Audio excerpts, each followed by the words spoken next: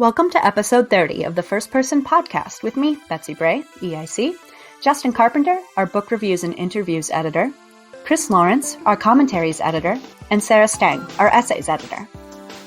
In this episode, we talk about what the term Game of the Year means to us, especially when it feels like every publication chooses a big mainstream game, and how our own little games of the year make us think, feel, and play differently. Welcome to the first podcast of 2019, everybody. Hello. Hello. Yay! Podcast Hi. 2019. So those of you who have been listening to FBS for a while now know that we kind of have a tradition that, like every single games publication has, you get to hear about our games of the year. Sometimes we've done this as your one true game. Sometimes we've just talked about games that we played over the course of the year. But what we really wanted to focus in on today is like, what on earth are we really looking for when we say this was my game of the year? And I guess for me, I think about a game that made me want to put down the things I replay all the time, because I'm one of those people who just replays games constantly.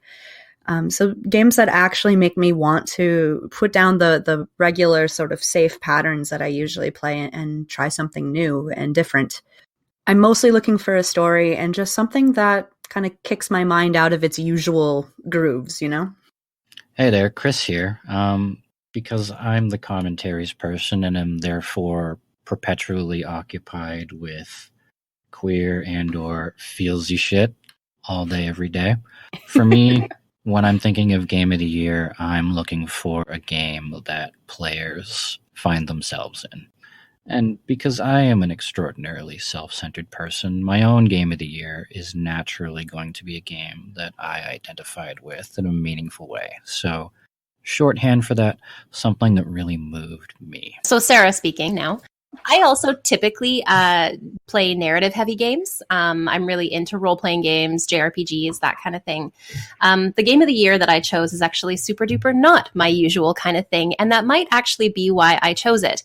When I'm looking at what a game of the year might be, I tend to pick a game that stands out because it's either unusual, at least unusual for the kind of games that I play, or unusual in general. Like there aren't that many games that try to do what that game is trying to do. Because I'm a game scholar, I also tend to focus on games that I think I might want to write about. So is there something in this game that could be critically analyzed or could be, and this also probably ties into the fact that I'm the essay section head, ties into, yeah, I'm a big nerd. Could I write something meaningful about this game? And Hi, this is Justin. I don't know if I actually really have a criteria that I've thought through, honestly. It's just, it's mostly, I've played this game a lot and it continues to bring itself up in my mind while I'm doing other things. I think every year on any podcast that I'm on, I mention that I still have a hard time playing games and calling it work because I feel very guilty about what I haven't read. And then when I start playing a game and I'm reading and the game is calling to me, it's a very different feeling. And I think that qualifies it for Game of the Year, which is extremely subjective and ridiculous. And there's no critical merit in that, probably. But I think that the games that I tend to pick are games that there's a sort of haunting, I guess. It just continues to occur in my mind for some reason. What's the sort of rhetorical purpose for you all for a game of the year? What is the point of naming something as such? And what is the point of collecting it in a podcast? I was wondering the same thing. Because I think before we said something like one true game, which to me seemed more personal. It was admitting the subjectivity of choosing these things. Maybe you just really want to talk about these games in particular and enrich that discourse. I mean, you can't talk about every game. That's the other thing. So here's a list of games that we thought were very notable for people who are fans of games, but also people who are interested in the analysis of these games as texts or as. So I think we should probably interrogate the idea of Game of the Year quite a bit, but I also think that there's it's kind of a shorthand to talking about games that we thought were important. for critical purposes. I'd kind of like to touch on those ideas of shorthand and of the idea that we can't play every game, because games in general are a fast-moving medium and discourse alike, right? And it gets faster every year. Even just looking at the number of Steam releases every year as kind of like a really rough on scientific measure. That number's been going up exponentially by the thousands every year. So, in short, there's a ton of shit out there.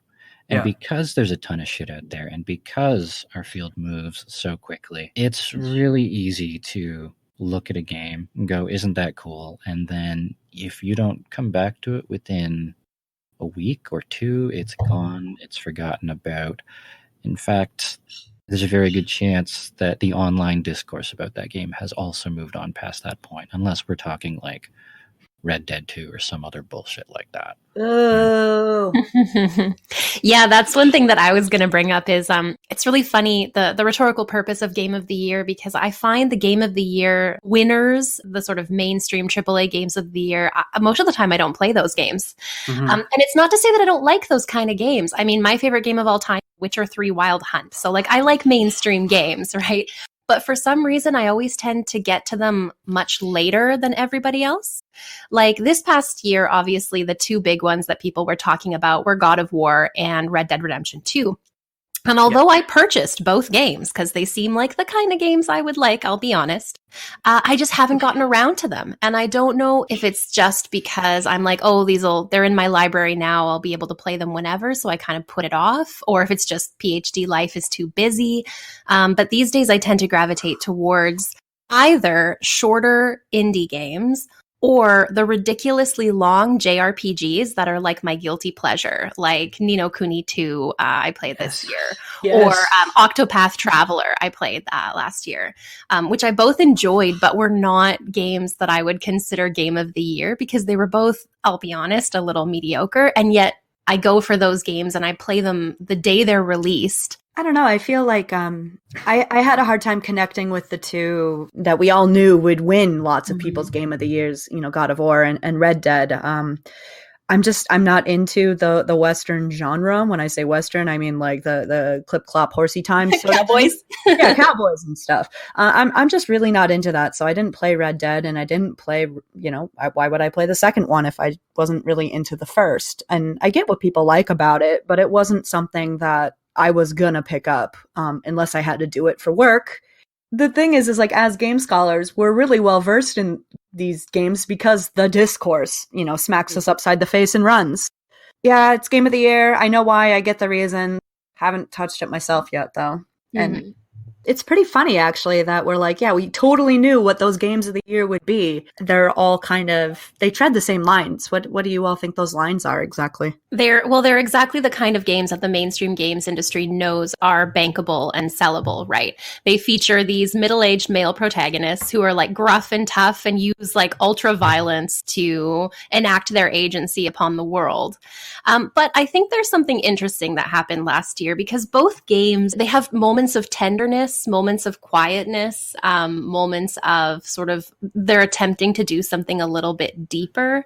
So maybe that's what put them over the edge into Game of the Year. It was like, oh, these are the kind of mainstream violent games we want, but they also kind of make us feel something. So, and although like as game scholars, we're like, yeah, but same kind of criticism I have towards The Last of Us, for example. Yeah.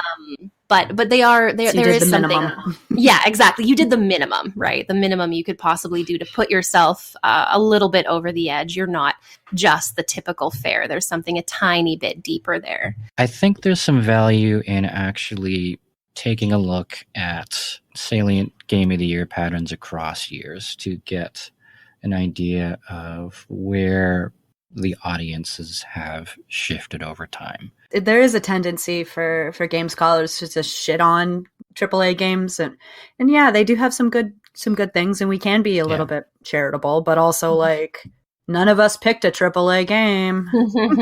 It's not just that there was a stoic, maybe minimalist, emotional story told underneath the the violent surface of these games, but I also think that there was something either formally inventive or technologically inventive. And I think the Game of the Year discourse in the mainstream is much more interested in the technical things as well. Yeah, good point. So I mean, God of War, the idea, it might not seem like it's a very big deal, but it's actually a pretty experimental approach to, I mean, a God of War game, but also to an action adventure game, to use one long take. It's just one long take. And it's very interesting that they put the time and effort in to bring the camera to that kind of that kind of detail. It's a small detail that seems unimportant, but I think it actually. I have played God of War, and I really enjoyed watching how they used the camera.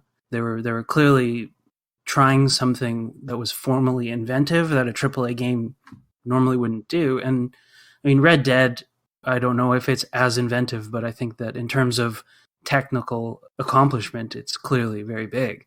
Maybe abnormal. I would say maybe Spider-Man is a more conventional AAA game and is also good, but less formally. I didn't expect that to get Game of the Year at all.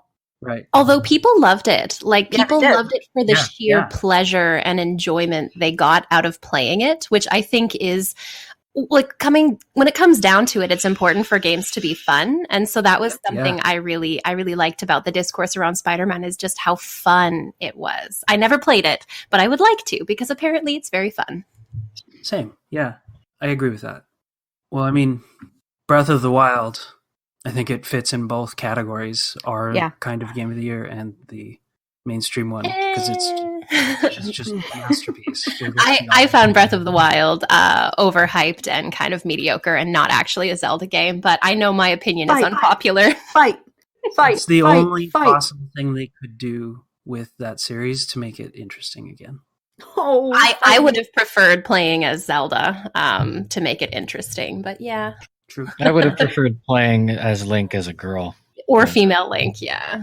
Yeah, that choice would have been, I agree with that. But as a game, I think it was a pretty interesting approach and pretty experimental, again. Experimental as far as Nintendo goes. Like, they definitely are willing to take risks, and it was a beautiful open game. Like, I loved it as an open world game. The fact that you could go anywhere and climb anything as long as it wasn't raining. Just seemed to rain a lot. But anyway, but I did not feel it was a Zelda game. An aspect of Zelda games that I really like are the dungeons, and Breath of the Wild did dungeons terribly. So I think it was before Cracked got sold and all the things happened. Their podcast did a sort of yearly, like, let's talk about the movies that came out and all the things like that. And one of the things they talked about, and I might be getting the wrong podcast, was that, like, the Oscars really should be held 5 years later. Like, the awards that they give out shouldn't be given out for the movies that just came out last year. It should be like 5-10 years later to see which sort of movies weren't just like zeitgeisty, but which movies really stuck. And I'm wondering if we like sort of look at like Ars Technica 5 years ago, gave it to Dragon Age Inquisition. Let's see, Destructoid 5 years ago gave it to Bayonetta 2. Edge, is that a thing we pay attention to? That was also Bayonetta 2. Entertainment Weekly gave it to BioShock Infinite or Metal Gear Solid 5, depending. They didn't do one in 2014. The Game Awards gave it to Inquisition. The GDCA, Game Developers Choice Awards, was Shadow of Mordor, and Game Informer was Inquisition. I guess Inquisition came out that year, you guys. Yeah, I know. What about Eurogamers? They do great work. They, in 2014, Mario Kart 8. There we go. Yes. I thought so too. How the fuck did Shadow of Mordor sneak in there? It is kind of weird to think about, like, what was the big game that won 5 years ago, even though, like, we don't really think about, like, it doesn't have that kind of legacy necessarily, you know? I love Dragon Age Inquisition to death, but, like, Game Awards in 2014 gave it to Inquisition. In 2015, they gave it to Witcher 3, and I would say Witcher 3 has had a more lasting impact on game studies than Inquisition, even though I played it 9 times in 600 hours. you know? I think they have both aged badly in different and exciting ways. Yeah, I really love the Dragon Age series, but The Witcher 3 it blew my mind in terms of what a dark fantasy open world RPG could be. Whereas Inquisition, I felt, didn't do justice to Dragon Age as a series. And then like 2016 Game Awards at like Overwatch came out that year. Oh. Yeah. Oh. Y'all remember that? Remember how optimistic we were? Yeah, and whatever the Golden Joystick Awards are, they gave 2018s to, any guesses? They need to stop calling it that. Fortnite. Yeah, I mean, that's a bad name. Well, I mean, oh God, see, I have such mixed feelings about like Fortnite getting Golden Joystick because it is having a huge impact on culture and games culture, and it's definitely something that we're going to still know about in 5 years, and it won't be like oh yeah, I remember how Dragon Age was there, you know? But like, I don't know. I actually feel like Fortnite is one of those like sudden, intense fads that is going to fade quickly, kind of like Pokemon Go. But we'll see. We'll see. I don't know. Maybe I'm just hoping that it is something that will fade out of our collective consciousness quickly. Eurogamer gave Tetris Effect the game of the year this year. Which is cool and unexpected. Yeah, I also thought of picking it. It's fantastic. Oh man, I haven't played it. I haven't played it either. I would like it though, for sure. So is the purpose of a Game of the Year award to highlight a sort of culture-changing game that people should pay attention to, or is it something that should sort of react to what people have purchased? That is, like, should it be a sort of a critical archiving goal where you're like, hey, don't forget about this game. It was really important. I'm going to argue for this as a game of the year. Or should it be like this is the game that everyone loved this year, and this is what is important to pay attention to? I think a game of the year can simultaneously be both reactive and argumentative. And the example I'm going to point to for that is Red Dead Redemption. Because, yeah, look at this super large-scale, mind-bogglingly impressive horse testicles video game. Oh God, I forgot about the testicles. What's That's the wrong best part with of the me? game. Some people really like it. So sure. What more could you want? Look at this big, shiny, monumental, cinematic and ludic and narrative whatever achievement. But at the same time, the fact that Red Dead Redemption 2 is Game of the Year and continues to be written on also keeps the ongoing conversation on labor equity in games and unionization of the industry.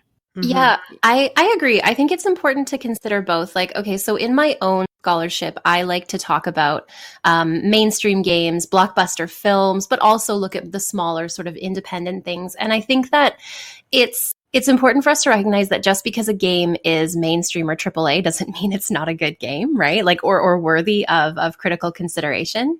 And so thinking about a Game of the Year award as something that not only reflects how commercially successful a game is, because that is important, especially, people need to get paid, but also looking at how critically acclaimed it was, like what the critical discourse around it was. And then also looking at how fans felt about it, what it meant to them. If you have fans writing about how much they just loved this game and why, because you get certain games that just get talked about a lot more by not just scholars and critics, but by regular players, which I think is really important. And I think that can clue us into the cultural importance of this game. Now, that might not be a good thing that it's doing for culture, but it also, might be an interesting thing that it's doing for culture. It just makes me think of movies like Avatar. How it was, the top grossing film of all time. It was a massive success. It was all people could talk about. And then like literally the next year, it was just forgotten. Yes, it was this big sort of thing, but it shouldn't be talked about as like a film of the year. Whereas if we can find a game that is not only a big, successful, shiny thing, but also has cultural relevance and is also being talked about a lot by players, then I think that would be a good candidate for, especially a more kind of popular sort of Game of the Year award. It's a really interesting, it's interesting how the Game of the Year discourse. There's so many different outlets that hold these awards. There's no single one that I would argue is maybe more important than any other. And yet it does tend to influence what happens to those games in the future. I think that when we picked Game of the Year for FPS here, we were talking more about things that impacted us on a personal level, things that we weren't expecting to get noticed as Game of the Year from other outlets, but just things that, impacted our lives, stuck with us, did something new and different for us as players and as scholars over the past year. So I don't think it's quite the same as the traditional outlets, but maybe worth paying attention to as well. I think most of our picks were part of a lot of the final lists. So lots of sites will tease a set of games as these are the final ones in our top 10. Yeah.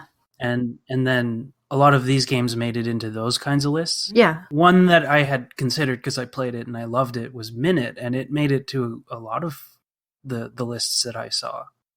If anyone knows Minute, it's a really interesting take on, I guess, the Zelda formula, but instead you get 60 seconds to do things, and it's iterative playthroughs, and you die all the time, and that's just how the game goes, and everything changes slowly as you do these 1 minute bomb runs to do different things around the world. And that game was super small in every single way, but it was really well done, and it was on a lot of lists that I didn't expect to see it on a lot of lists. So it's probably about time in this podcast we actually tell you our games of the year. I didn't pick this up until probably November, so a couple months after it came out, but it is Donut County. I absolutely love this game. I did not think I would. It's compared to Katamari Damacy a lot, and I thought that was a cute game and I enjoyed it, but it's not something I really got too involved with. But Donut County, I fell in love with its little world, and its the dialogue and the characters and the music and the art style, and I just found it really, really, it just felt nice to put everything in a hole, It's like, look at all this garbage. I love garbage. Let's put it all in a hole. So it just felt good to be like zooming this little hole around and like watching it grow and just shaking it slightly until things would tip into it. It had a very like kind of soothing, cleansing feel to it, a tidying up almost, if you will. I'm not going there though. I was really excited to see something so like bright and cheery pop into my life, because I play a lot of like fantasy games and a lot of dark fantasy games, and I play a lot of horror games. So it was like nice to be like, oh look, nothing horrible is happening. So it's a game about tidying up that made you feel really happy. So would you say it sparked joy? I said I wasn't going there. I couldn't resist. I'm sorry. I know. Yeah, no, it was very much like that, because it was, well, I mean, at the same time, it really plays to that destructive impulse, because you are just throwing everything. You are destroying people's houses and belongings and throwing them in a hole in the ground. And then eventually you put them in a hole in the ground. And and then this whole town is just underground, 990 feet below. And all of the there are little cutscenes in between instances of gameplay where the characters are talking and arguing, who did this? Whose fault is this? But they're just really lovable and weird and quirky. And I randomly quote this game all the time.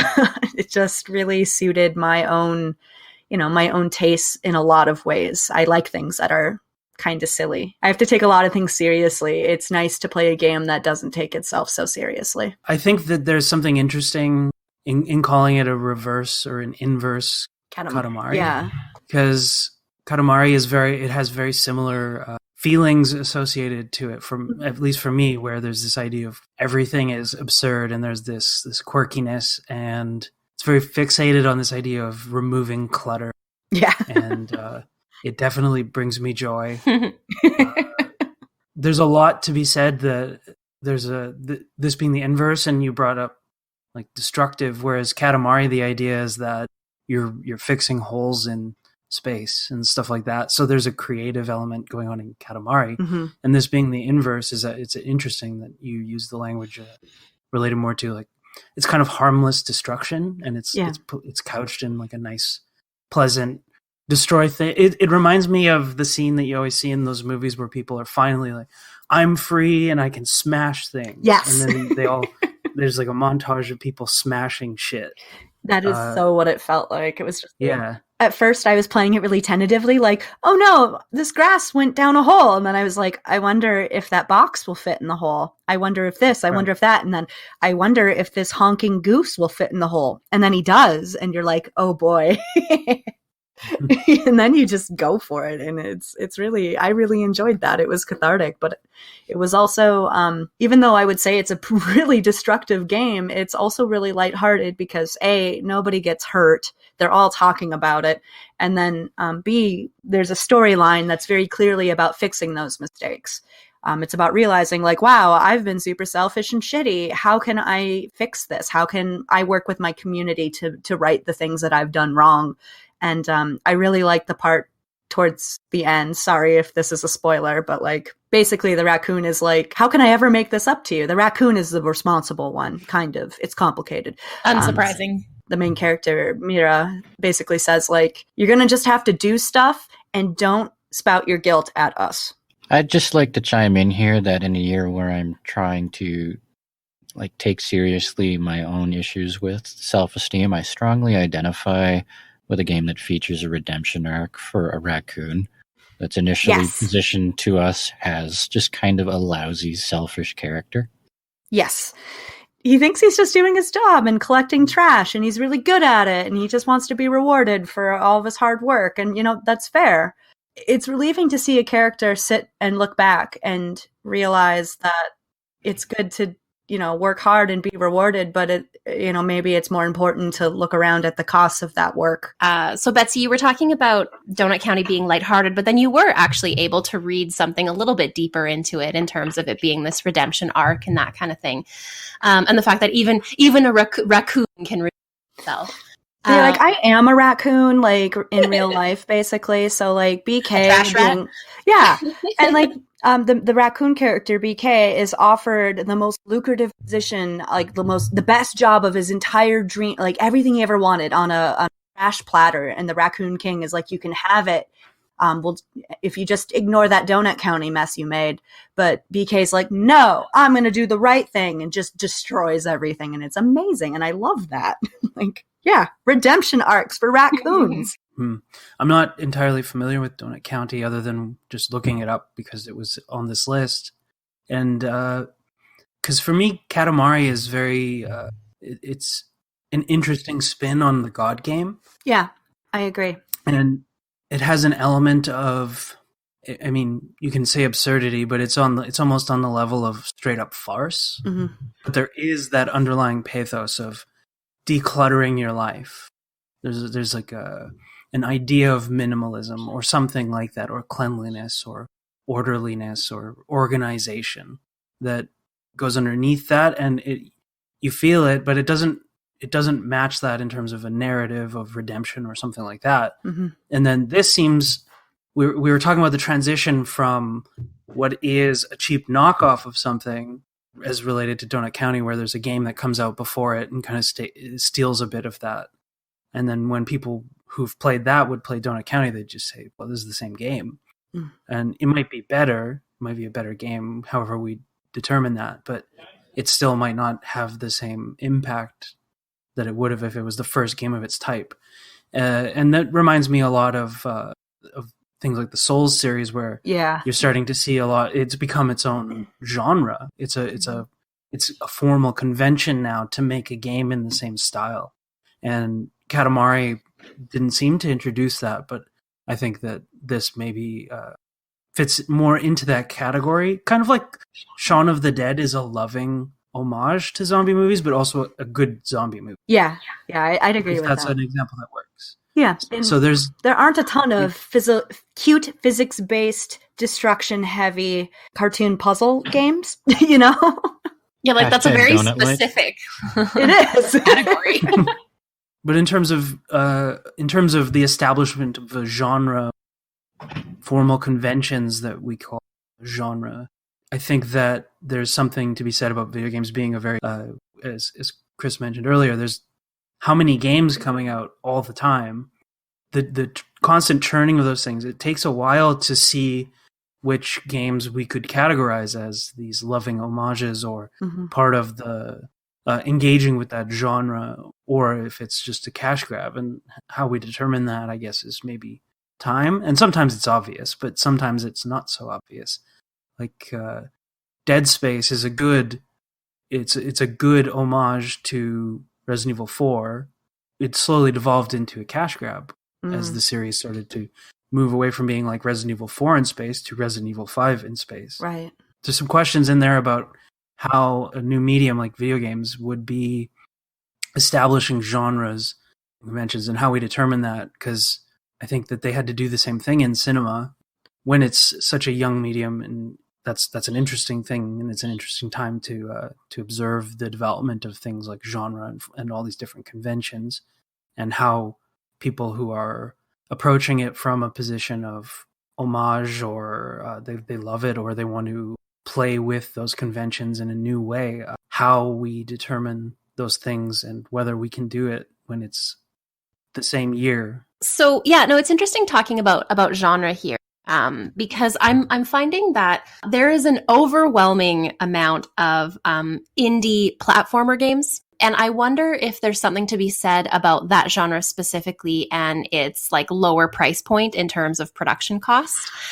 So it's cheaper to make a game that is a 2D side-scrolling or whatever platformer. And yet it's interesting because you're able to tell quite unique stories and use really interesting aesthetics and maybe even introduce like a really edgy mechanic in the context of that genre. And the game that I chose as Game of the Year is one that I think would count in that sort of category, and is part of why I chose it as my Game of the Year. So the game I chose is Gris, spelled Gris, and it came out in December, so it was kind of just cutting it close to being to qualifying as Game of the Year for 2018.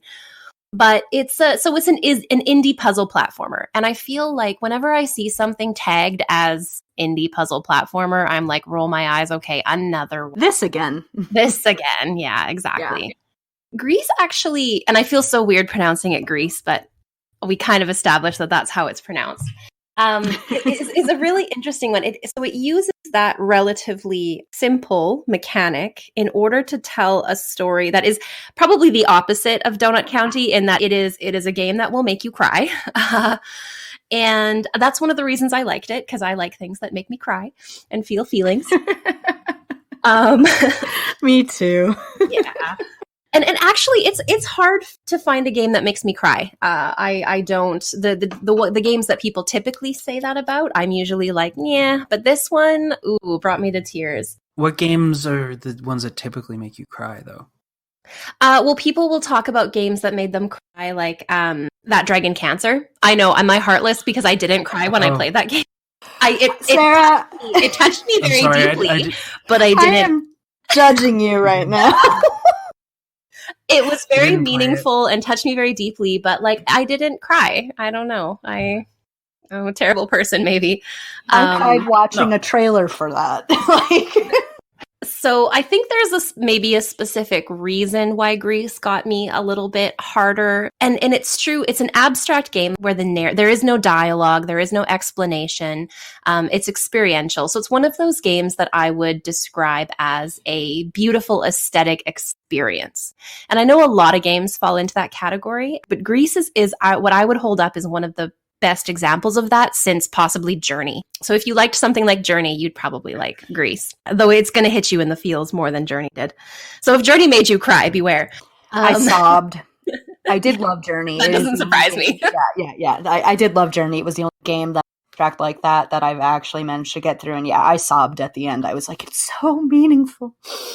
And see, I didn't. It didn't make me shed a single tear. Maybe we'll underscore why Greece was remarkable to me. So Although it's a puzzle platformer, technically, it's very gentle. It's not difficult to figure out. It's pretty minimal. Basically, it's just that there's a bunch of extra optional things you can find that are a little bit tricky to find. You can finish the game without finding most of them. If you do find them, you get achievements and it feels good. Okay. And the platforming is very easy and very forgiving, but overall, it's very gentle. It's not about challenging you. Instead, it's about bringing you along on a journey. And the journey is really like, it's very experiential, and it's told primarily through color and sound. And so the game starts out with you as this girl. And it's clear that something has happened that relates to a woman.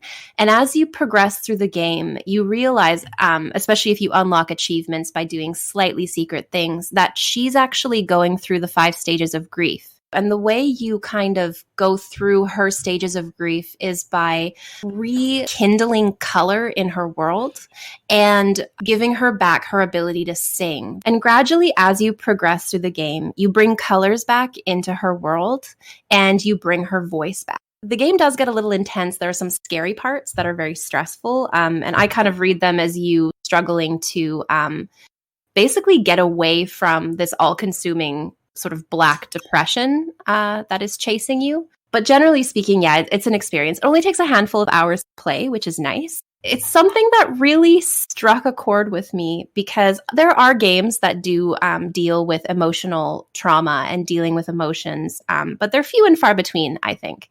And so when they do come about, I really, really latch onto them because I think that games are actually a very, very powerful medium for telling deep, emotional, experiential or like aesthetically heavy stories because you have to actually engage in the actions, which could also help you deal with your own or go through your own emotional journey at the same time. And so it was something that like I can't recommend this game enough. Like it's absolutely beautiful in all ways. Every aspect of it is beautiful, from the sort of 2D animated cutscenes to the music to the watercolor backgrounds to the play style itself. So definitely not a lighthearted experience like Donut County.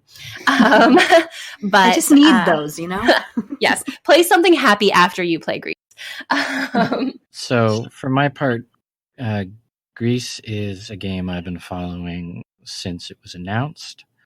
And while I haven't had the opportunity to sit down and play it yet, I'm intrigued by a game that situates emotional traumas front and center in the platforming genre, without structuring it around some kind of intensely difficult gameplay loop.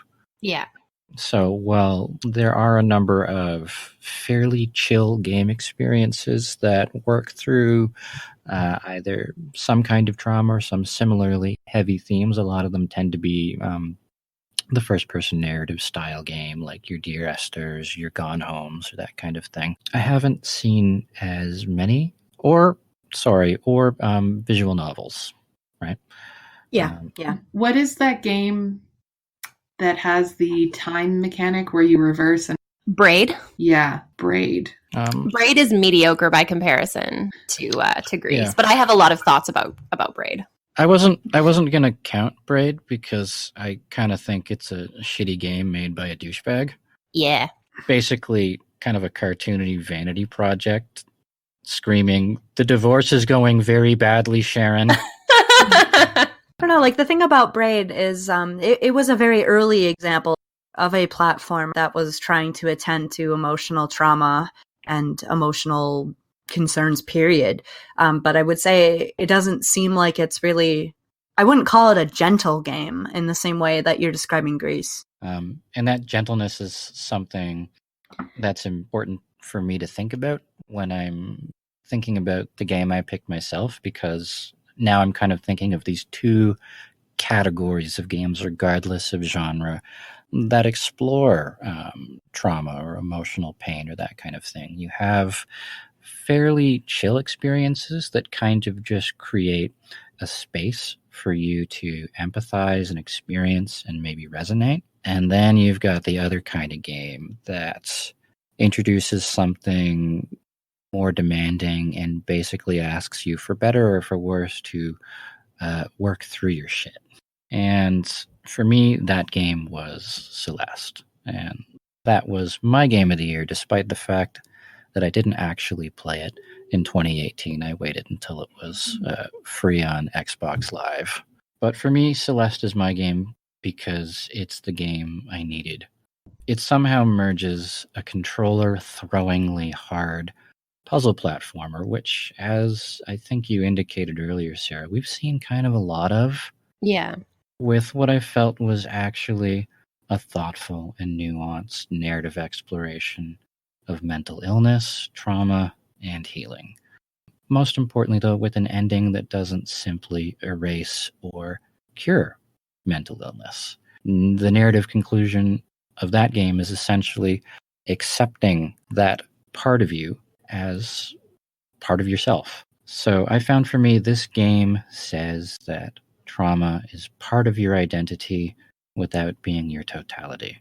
That means a lot to me in a year where I've come out as non-binary. I've tried to figure out where I fit into kind of queer identity, and I've started to seriously work on taking care of my own mental health for the first time.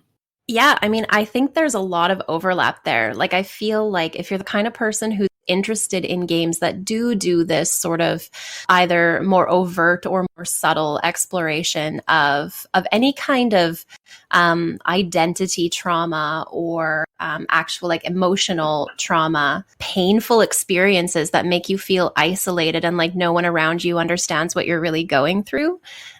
These kind of games are really, really valuable. And I personally wouldn't play Celeste because I'm not good enough to play a game like that. So it's intimidating for me. Although I really would like to play it, I'll probably just watch other people play it. Whereas Greece is it's a very easy game. It's really exciting to me that there are games that are coming out that are being willing to deal with this kind of thing. Because it's something that even like other media are still really bad at dealing with. Like you don't see a lot of film that deal with these kind of things in any kind of nuanced or respectful way. A lot of the time they're made into, it's like feelings are made into spectacles, right? And there's always this kind of nice sort of clean tie at the end there. Everything's tied up nicely and everyone moves on into the sunset and we're all happy. That is one critique I do actually have of Greece, in that she goes through all of the stages and in the end kind of like ascends into the clouds, like she's able to sort of ascend out from her pain, which I thought was just like a little too clean cut, because something like the loss of your mother is never gonna, like, it's always gonna be there with you. So it might have been nice if the ending had been like maybe a little more melancholy, but I at the same time, maybe people wanted some kind of hopeful note after the really heavy tone of a lot of the game. Although there are really cute, lighthearted aspects to it to show that like even while you're immersed in your grief, there's still joy to be found. And it's nice to see like mental illness in games being treated, visually, but not as a spectacle, if that makes sense. Yeah, I mean, okay, so with Greece, I mentioned that there are some scary parts. And at one point you get chased by this giant black bird that screams at you. And then you get chased by this giant black eel that tries to eat you.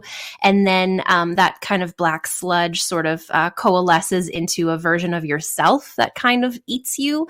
So it's basically showing her struggle against this, what I guess is articulated as like depression. So it is turning it into a bit of a spectacle. It's a bit scary. It's a bit loud, where the rest of the game isn't. The rest of the game is like relatively quiet. So I found that to be a little bit, just sort of jarring, I guess. Although it works to keep you kind of on your toes a little bit. But I'm just like glad that the developers tried, right? I got the sense that the developers had grief within them, or knew someone very close who was dealing with this kind of thing, the loss of a very close family member, perhaps. And they were making this game to like manifest and work through that kind of thing. So I got the sense that it was authentic. I don't know, Drew, I haven't looked into it, but it felt well done. Chris, do you feel like Celeste made like a spectacle out of grief? I mean, in some ways, it is a fairly heavy-handed approach, not just in terms of the difficulty curve, but there is the fact you are going up a literal fucking mountain as your main gameplay conceit, and not in the often kind of artful, beautiful, serene way that Journey did the same thing. More like, okay, cross these 50 screens of like horrible spike traps and then get a cutscene. Oh God, my heart is racing just even. Yeah, that doesn't appeal to me at all in terms of gameplay. Could you maybe talk a little bit about why people love these like uber hard games? God, I wish I knew. You do them to yourself all the time. I wrote a piece on Hyper Light Drifter, which is really quite a hard game, and I reflected on that. I think that there's an element of, well, I mean, Hyper Light Drifter definitely invokes some, I would say Taoist principles when it's putting you through all of these different things that like, it's really quite a challenging game. You have to be pretty dexterous, but the more you play and the more you fail in that game, there's a relationship between the formal aspects of the game, so the mechanics being difficult, the game itself pushing you, and what the game's trying to say that worked really, really well for me. And I'm part of my research is looking at the ways that games communicate, and so I'm reading a lot of books on the idea of difficulty in literature and trying to look at it from that perspective.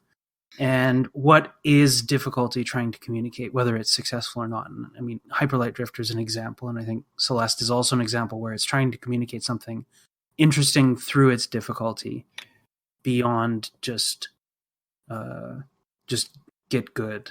Yeah, as long as that's not the message at the end of it, I'm happy. You know, it's cool to have games where it makes sense for it to be hard. It's also a relief to have it not be hard.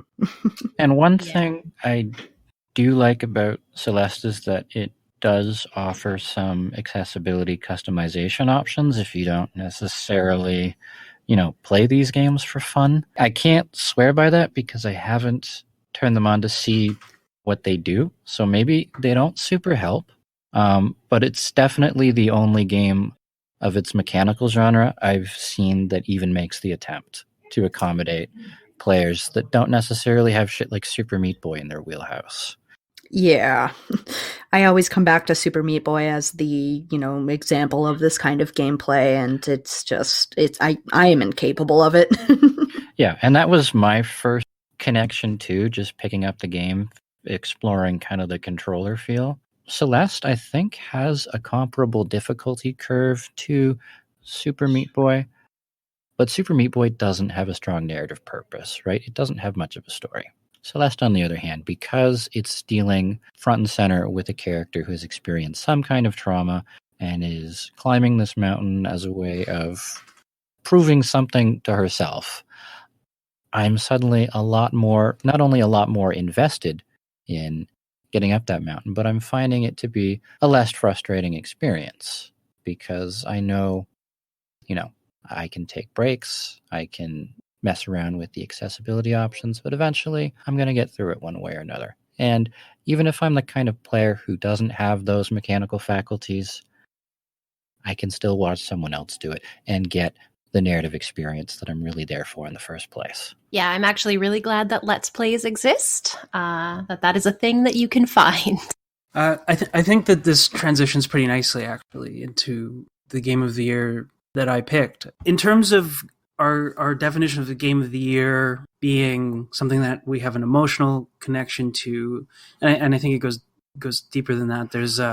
There are a lot of ideas that are going on in each of these games that are interesting and worth discussing, and the games they take different approaches to talking about, I don't want to say similar, but they have a similar seriousness, and there's different levels of nuance in both of the games. And I think that Celeste, its narrative is surprisingly nuanced, and I think this transitions really nicely into my game of the year choice, my first one, which is Into the Breach, because the story in that game is fairly limited, but there's a sense of emotional investment throughout the whole game because it's a strategy game that involves mechs, and it's fixated on minimizing the damage that is inevitably going to happen.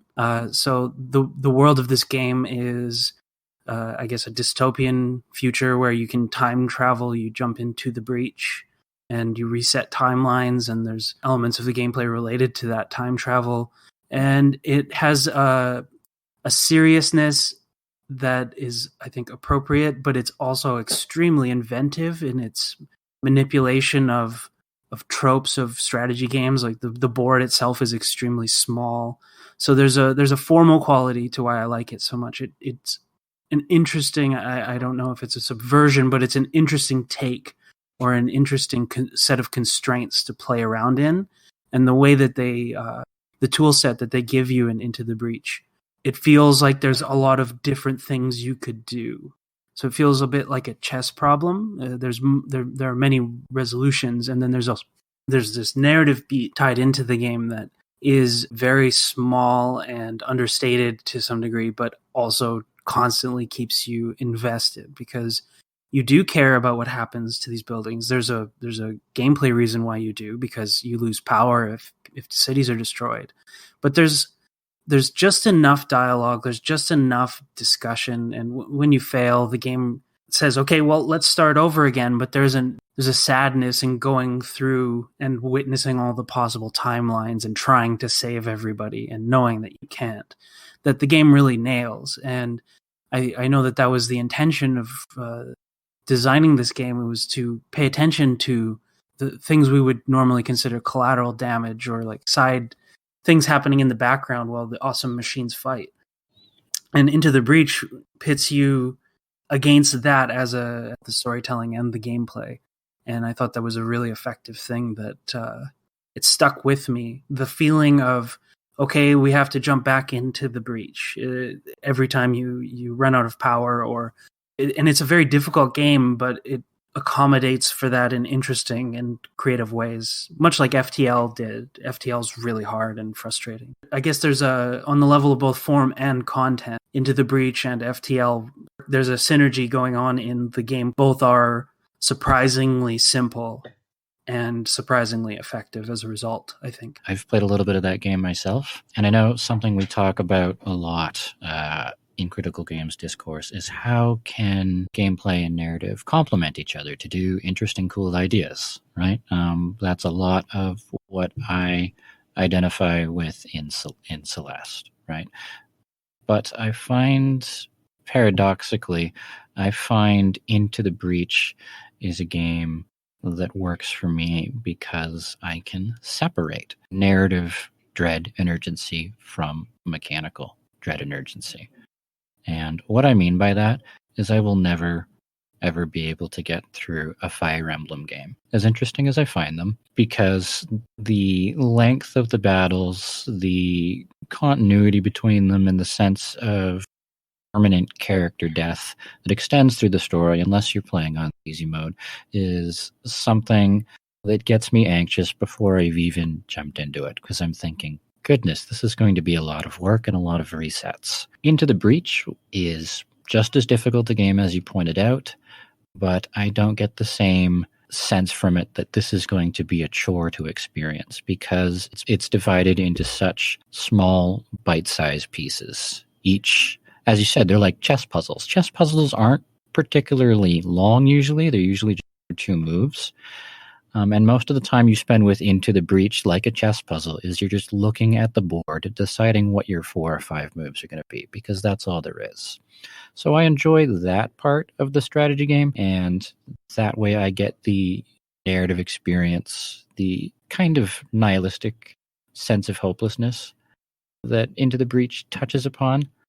I get to enjoy that without being turned off by a game that just looks like it's going to be too much of a bother for me. Right. Yeah, I agree with that. So I think if Into the Breach has a narrative, I think it's strongly relying on your impressions of the world as a separate thing. I think you're right to say they're separate, but I think that they do work well together in the sense that there's these little moments where the people in the cities are speaking and they know who you are to a degree, and it's left up to you, I think, to some degree, to put the two together. And I thought that the game invited you to do that if you wanted to, but I think it just as easily could be played without being that invested in the at least the story itself. But I think the way that it uses the world and these small moments of the collateral damage being human lives and being exposed to that in these just quick moments where, and then also the mood of the game is very pessimistic, to say the least. The challenge was always present, but it felt very appropriate. In a year when the sort of mainstream games of the year are these sprawling, massive, giant stories and worlds that have like big casts of characters, if not big epic stories. I'm thinking like Fortnite, even though that was technically last year, but like Red Dead, it's an open world. And then like God of War, was that this year? Now I can't remember anymore. Yeah. These like giant epic stories that are about big people and big problems or big worlds. It's very interesting to me that you've that are, if not necessarily small in their sort of physical scale as represented in the game, have these really small moments and connections and are very much about the connection between the player and the game and how the player feels about the game. So maybe we can sort of wrap up talking about why that kind of scale might be appealing to us as kind of game scholars, as FPS people, as people who listen to the kinds of work that FPS does. Yeah, so I think that for us, these kind of games that offer this more intimate look at, especially like in terms of the game I chose, Greece, a more intimate look at grief. Like, I don't think you could have a story of one individual's journey through the stages of grief in a large, epic, open world, mainstream setting. I think it would feel a little bit disingenuous if you did. Like, obviously, a lot of the big open world epic games involve trauma and grief in some way. Usually it's the wife or love interest or child of the protagonist who dies and spurs him on his hero's journey, which has its own set of problems. But I find that a really superficial look.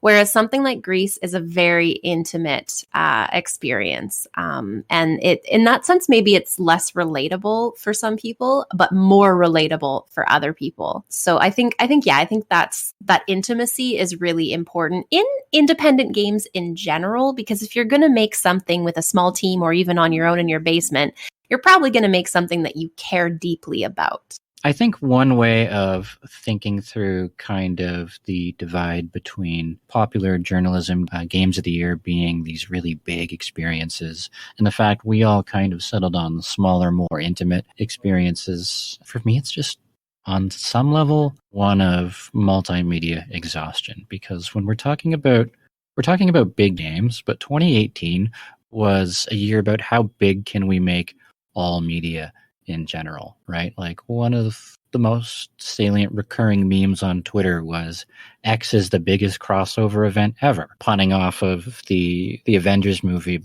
And like, we're all tired, sad, overworked grad students, right? And I don't have time or really the emotional or mental energy at this point to play like a fucking Game of Thrones, right? Yeah, the point about not having to put 8 billion hours in is a big thing, just in terms of the practicalities of playing games. Like I said, I tend to gravitate open world RPGs and JRPGs, and like Xenoblade Chronicles 2, I think with the DLC, I think I put close to 300 hours into that game, and then I wonder why I didn't get my dissertation written. So if I could pick a game that would be my second choice for Game of the Year, and also made me feel feelings, but maybe slightly less depressing feelings, I would pick Deltarune, which is the sequel to Undertale. The reason I didn't pick it as Game of the Year is because you have to have played Undertale. It makes a lot of sense. It makes a lot more sense. Makes it a better of an experience. And that game is just all about the power of friendship, which is nice. If we're going to talk about games I really connected to, but maybe aren't quite as grueling and depressing, I'm going to be a real cheater here, and I'm just going to go with the remaster once again for Katamari Damacy, particularly on the Switch. Because, I feel really good about decluttering my life, and now I can do that on the toilet. So much joy has been sparked. There's a Switch version of Katamari. Now I need to get Katamari on the Switch. And I need to get a Switch. Yes. And that makes me very unhappy. Why? The Switch is amazing. Because it's But money. I'm a graduate student. Oh. It is on Steam as well, if you don't want. I don't know if I would Nice. like that as much, though. No Man's Sky is a different game this year than it was any other year, and is well worth playing if you have friends who also are willing to give it a shot. And it's a wonderful story of a studio turning it around and making what they promised over time. And there's a whole bunch of things to talk about academically related to that, as I did in the interview last week. But I think that they should have released it as a beta, and that would have probably resolved a lot of things. But the game has seriously improved and is a nice story for a small studio that was just trying to make a game that's cool. They're not totally guilt-free in that, sorry.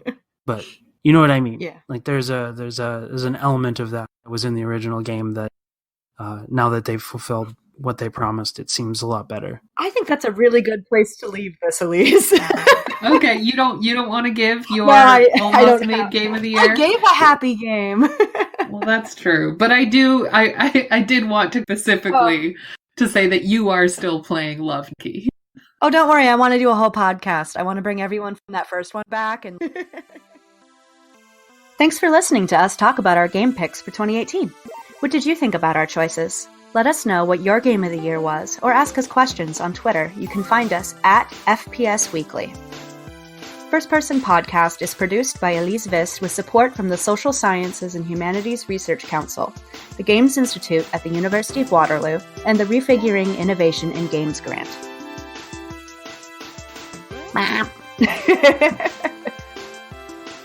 Yeah, go away, Craig!